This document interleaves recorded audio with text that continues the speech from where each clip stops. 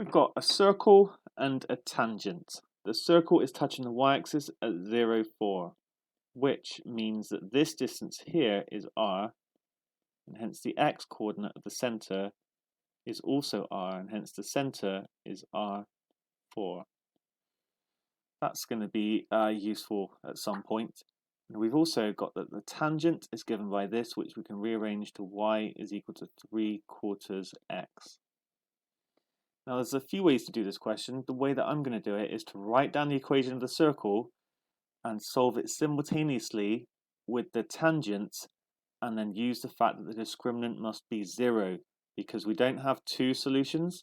We don't have 0 solutions, we have one solution right here. So first things first, equation of the circle. It's going to be x minus r all squared plus y minus 4 all squared is equal to r squared.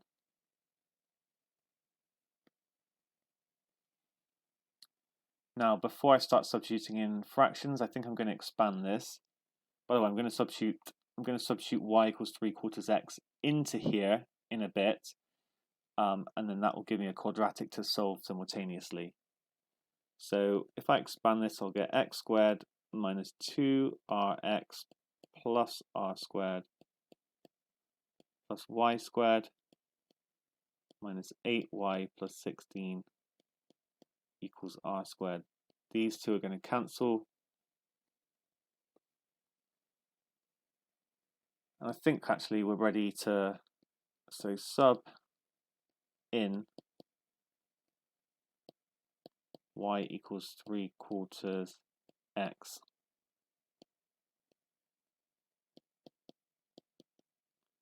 This will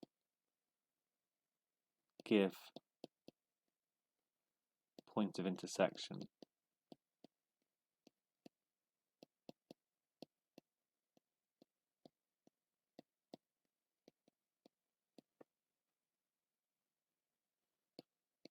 So we've got x squared minus 2rx plus, now I'm going to square 3/4 x, that's going to be 9/16 x squared. Then I'm going to times 3/4 by 8. Well, 8 divided by 4 is 2, so 3 times 2 is 6, so it's minus 6y plus 16 equals 0. Sorry, 6x.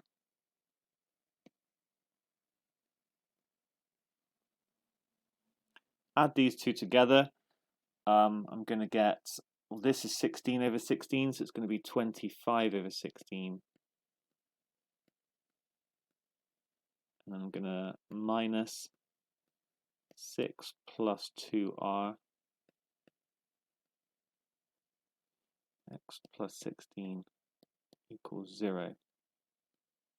Here's the thing, the discriminant will equal 0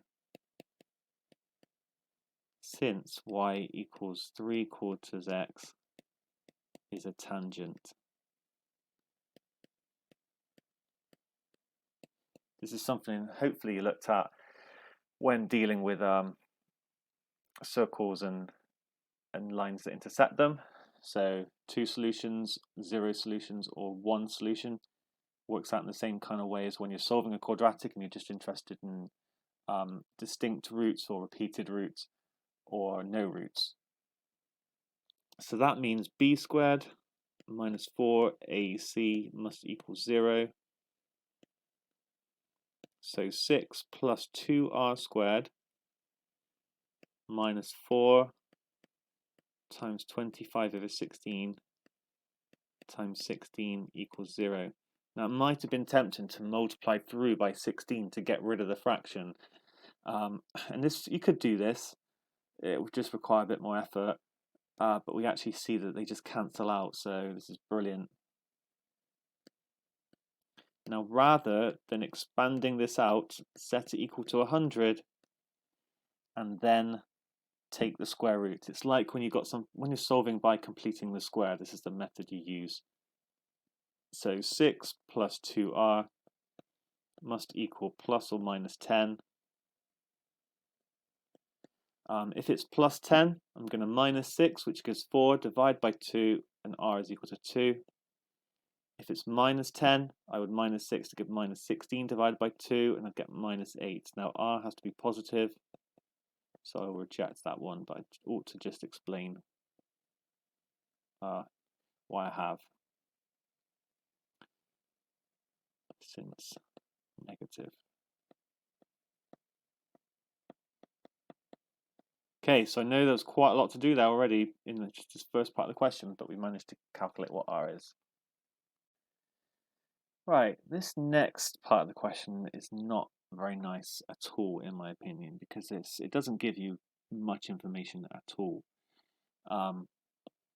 But let's give it a go. The piece of information we do have is that we have pi over 2, which is 90 degrees, and so it kind of makes you think, well, maybe we're going to use something to do with this right angle here. Also, the fact that we've got arc tan 3 over 4. Well, maybe let's try and calculate this angle. I'm going to call it phi. And I can see that because we've got 3 over 4, then I could draw a little triangle with phi in, with a rise of 3 and a run of 4. So phi will actually, if tan phi is 3/4, phi will be inverse tan of 3/4. And this is good because basically I've got this angle, and then I'm going to be trying to add this to give my 90 degrees pi over 2. Now, the next thing is, how do we work out this angle here? And something we can do is split it into 2. What this actually gives are 2 congruent triangles. They must be congruent. This is you can use circle theorems to prove this. We have or actually you can just use congruent. Yeah, just use congruency. We have a shared side, and radius is the same here. And oh yeah, sorry, the circle theorem is that a point to the tangent is always the same. So these are congruent. And so this one's going to be theta, and therefore this one is also going to be theta. Now, I'm just going to draw it again over here.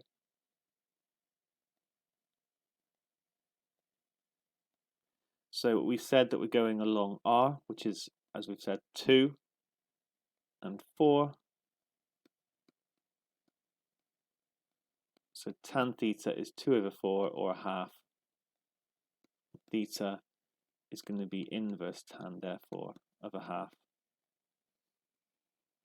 And so finally, we can see that phi plus 2 theta, because these two are the same, is going to equal pi over 2.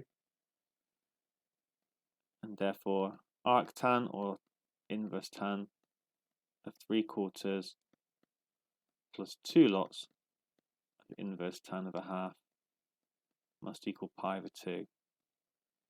So I don't think this is a difficult question to understand the solution to, but I do think to realize to do that is pretty tough. But there we are. In the last part of this question, we're given a different line that is a tangent and asked to work out the value of q.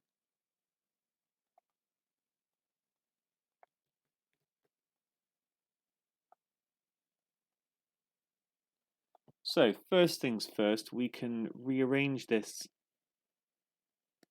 equation to 3y is equal to minus 4x plus q,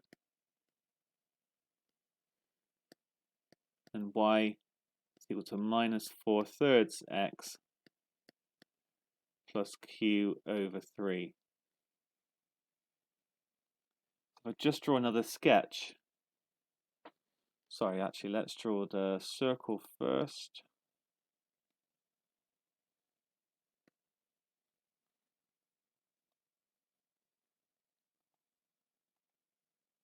Okay, this is what the tangent will roughly look like, because we can see that we have a negative gradient, and then I've got a positive constant.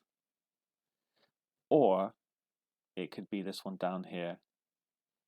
Now I suspect, because it says that q is greater than 12, we're going to reject this one down here and accept this one up here. But the question is, how can we work out this tangent?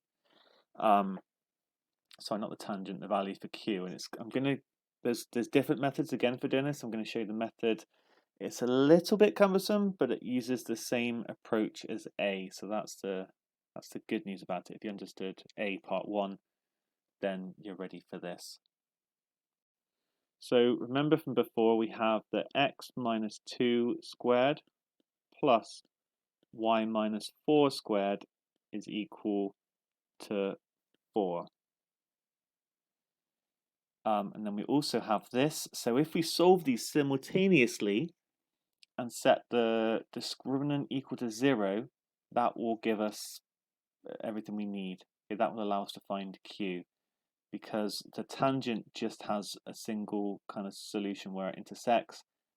And so your quadratic will just have a repeated root essentially, with the discriminant at 0. So the question is, do we expand this first, or do we substitute in for y? I think this time I'm going to substitute in for y first. So I'm going to get x minus 2 squared plus minus 4/3 x plus q over 3 minus 4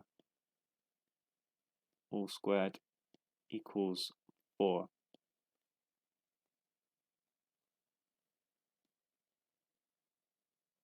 Okay, it's not looking particularly nice. I'm just going to leave it. It's going to go, expand this one. Now this one, let's be careful with. I'm basically going to treat it as this is a single kind of constant. So I'm going to cross multiply minus 4/3 x with itself to give 16 over 9 x squared. Then I'm going to do this times this, but in the other bracket, so this times that over there. That will leave me minus 4/3 x times q over 3 minus 4. But then I get another one as well when I cross multiply the other one, so I times that by 2.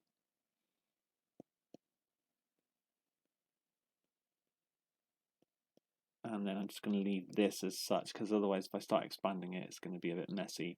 And that is all equal to 4. This cancels with this as it did before. Okay, it's not looking particularly nice, but it's going to come together. So I can add the x squared and the 16 over 9x squared. This is 9 over 9, so it will be 25 over 9x squared. And then I'm just going to take a bit of time. I've got minus 4x minus 8/3 q over 3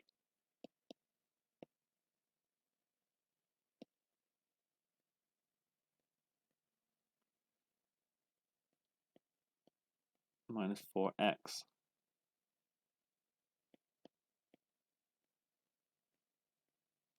plus this constant, and that's equal to 0. Sorry, I just ran out of room there.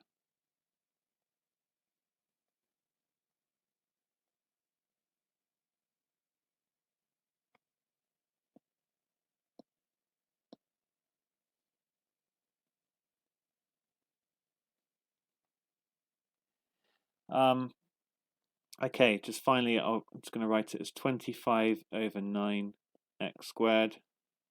Right, I've got to deal with this now with the x term, so I'm just going to leave it as 4 plus 8/3 q over 3 minus 4x. This is the worst looking term.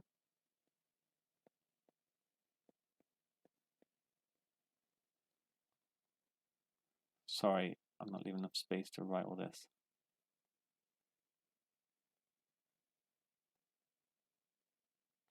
Okay, and that is equal to 0.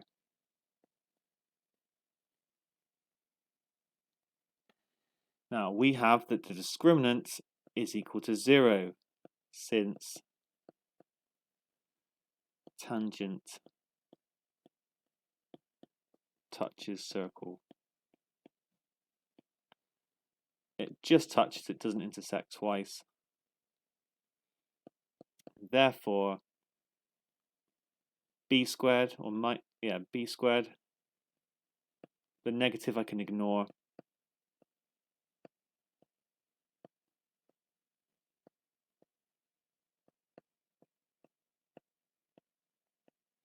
Minus 4 a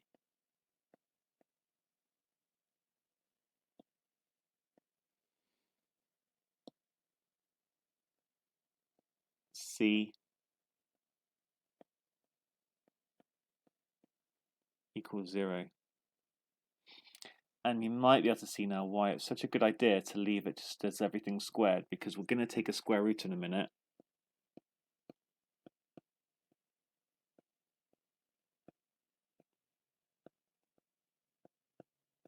The other methods I've seen kind of use trig and so forth. There's only a 4-mark question, so it is possible that I am overcomplicating this.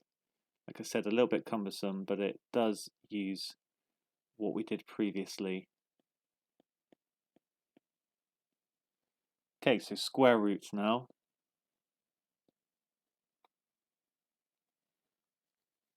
Therefore, we can write down 4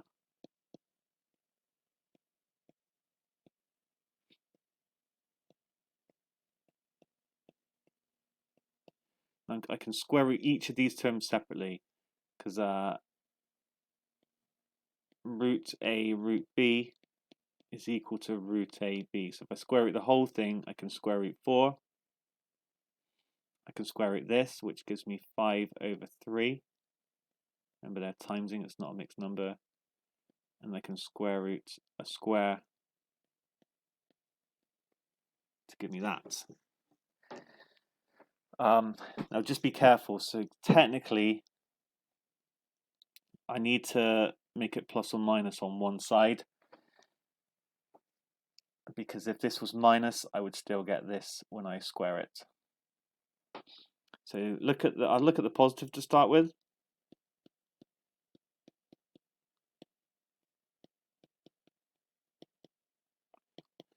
We're getting 2 solutions because these are the 2 solutions here, which is going to reject the one where q is not greater than 12. Okay. Now this, do you know what? I'm just going to cross it out and write 10 over 3. If it's positive 10 over 3, I can subtract 8 over 3, lots of this, and I'm going to get 2 over 3.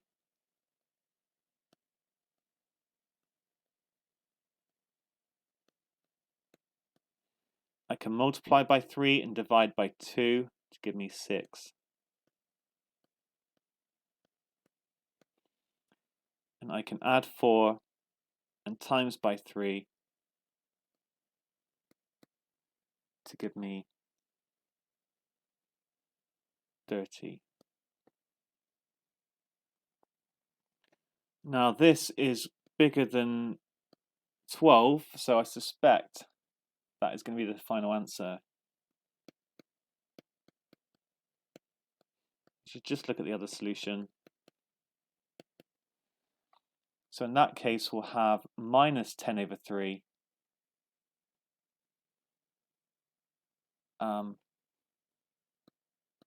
So then if I subtract 8 over 3 lots, it will be minus 18 over 3.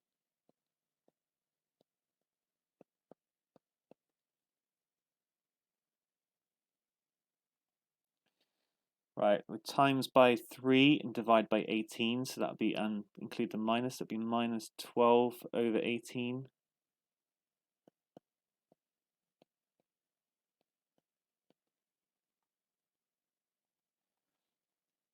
Divide top and bottom by 6, so minus 2/3 plus 4 equals q over 3. that is 12 over 3, so it's 10 over 3 equals q over 3, and q equals 10. So we reject this one since q greater than 12. Okay, for me, an awkward question, like even the first part, there's quite a bit to do. You might want to look into other methods for doing it, and you might prefer another technique. So I've gone with using the discriminant when a tangent meets a circle. Works quite well for part 1, is a lot more like technical for B. Part 2, in general, you just have to kind of play around with it and spot. But there we have it. We've solved this question.